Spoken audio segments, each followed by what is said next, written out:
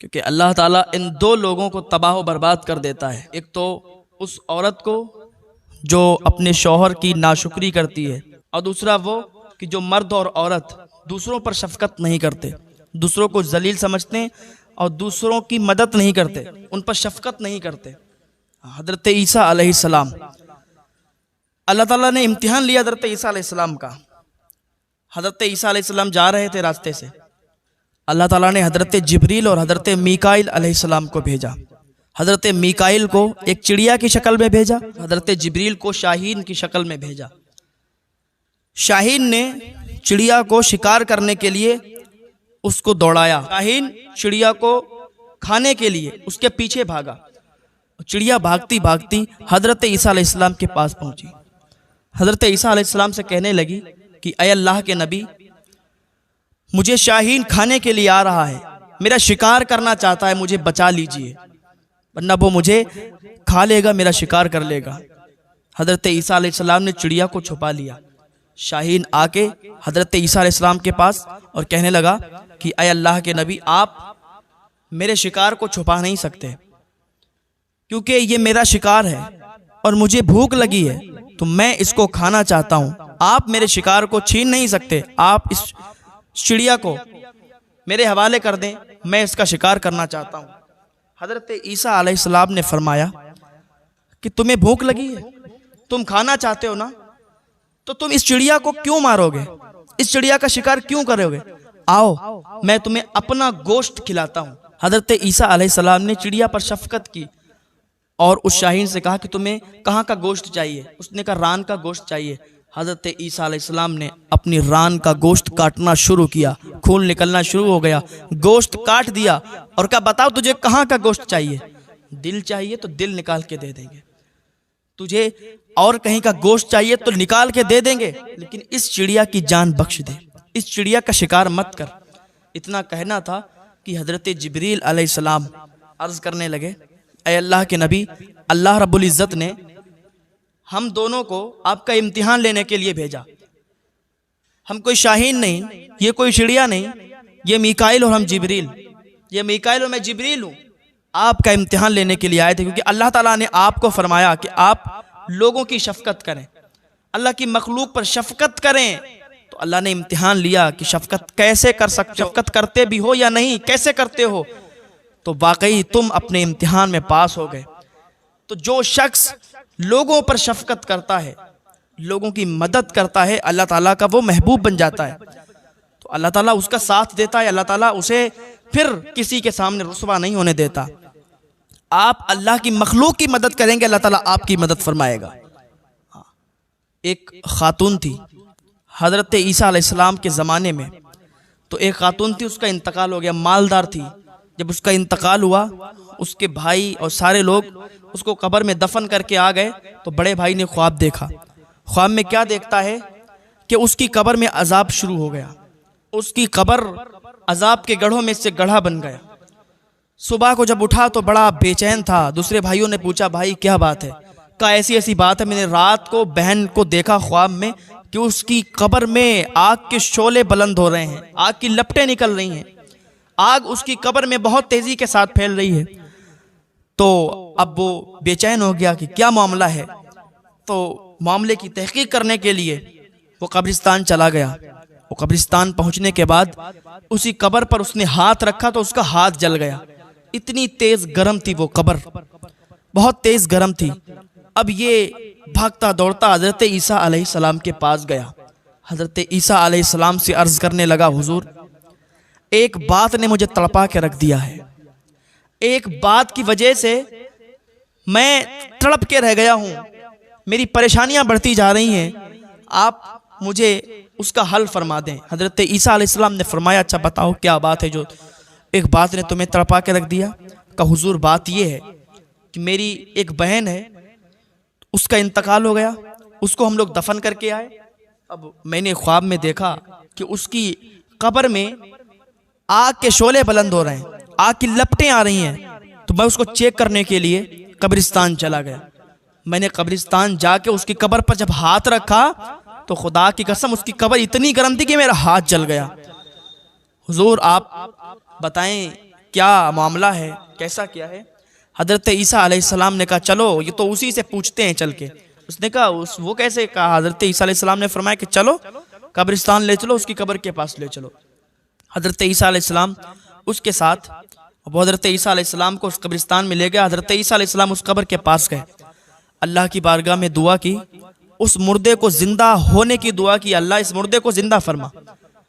तो जैसे ही आपने उस मुर्दे को हुक्म दिया तो वो मुर्दा, वही लड़की, वही औरत उस कब्र से, कब्र फटी और कब्र से निकली। और निकलने के बाद हज़रत ईसा अलैहिस्सलाम ने उससे पूछा कि तेरे साथ ऐसा क्या मामला है, तेरी कब्र में आग के शोले बुलंद हो रहे हैं, तेरी कब्र में आग की लपटें निकल रही हैं, कब्र में अजाब हो रहा है, तो क्या ऐसा तेरा गुनाह है, किस वजह से तू ये इस अजाब में मुब्तला हो गई, जरा ये बता। तो जैसे हज़रत ईसा अलैहिस्सलाम ने पूछा तो वो कहने लगी अल्लाह के वास्ते 2 गुनाह कभी मत करना, 2 गुनाह कभी मत करना। हज़रत ईसा अलैहिस्सलाम ने फरमाया कौन से गुनाह।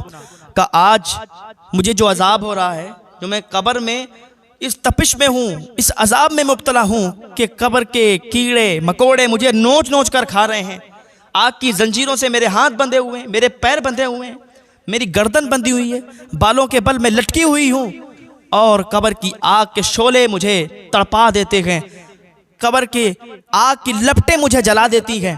तो ये अजाब इस वजह से होता है। मेरे 2 गुनाह थे। का एक तो मेरा गुनाह ये था कि मैं अपने शौहर की नाशुक्री करती थी।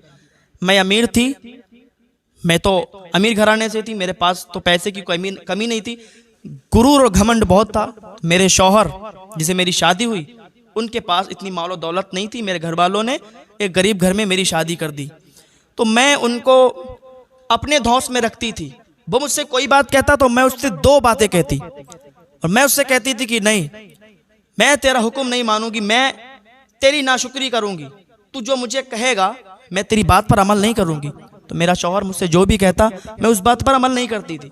मुझे जो काम देता मैं उस काम को करती नहीं थी।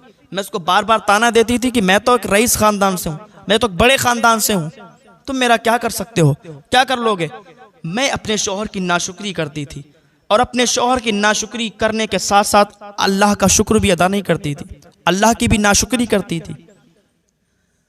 मेरा ये बहुत बड़ा गुनाह था, मैंने अपने शौहर की एक बात नहीं मानी और मुझे ये पता नहीं था कि मेरे साथ ऐसा होगा।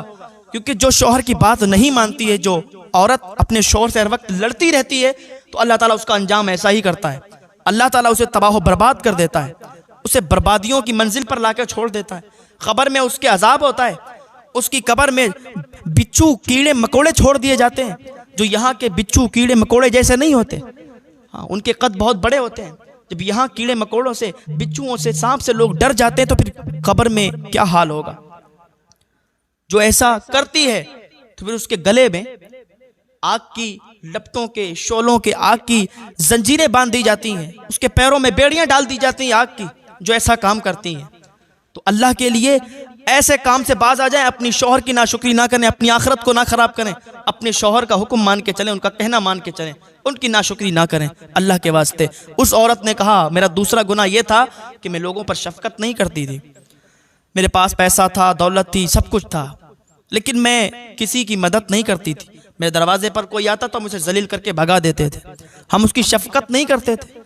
अल्लाह ताला को वो शख्स बहुत पसंद है जो अल्लाह ताला की मखलूक पर रहम करे, शफकत करे, मदद करे।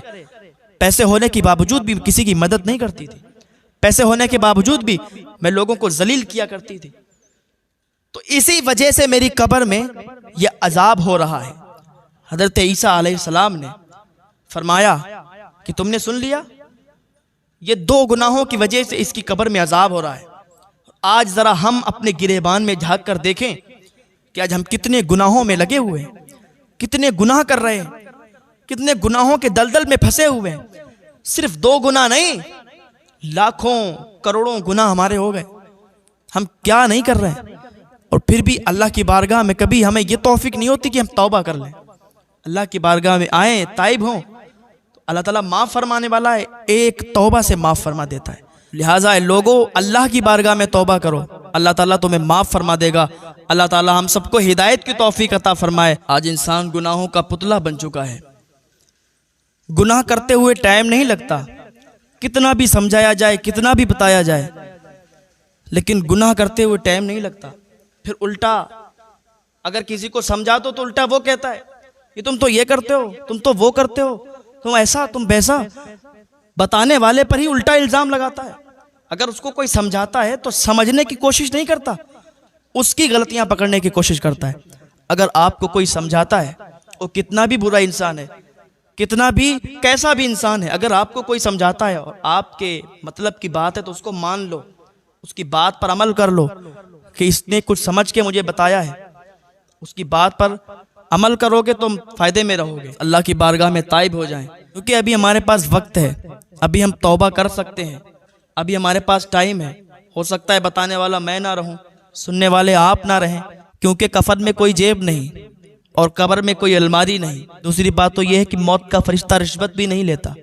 हाँ, तो क्यों ना अभी जब टाइम हमें मिला है, हमारे पास टाइम है, वक्त है, तो हम अल्लाह की बारगाह में ताइब हो जाएं अपने गुनाहों से, क्योंकि इंसान को पता भी नहीं चलता और उससे गुनाह हो जाते हैं बहुत ज़्यादा। तो अल्लाह की बारगाह में तौबा कर लें, अल्लाह ताला माफ़ फरमा देगा। हम खुद तौबा करते हैं, अल्लाह ताला हमारे गुनाहों को माफ़ फरमाए और हम सब के गुनाहों को माफ़ फरमाए। अल्लाह ताला हम सबको नेक अमल करने की तौफीक अता फरमा दे।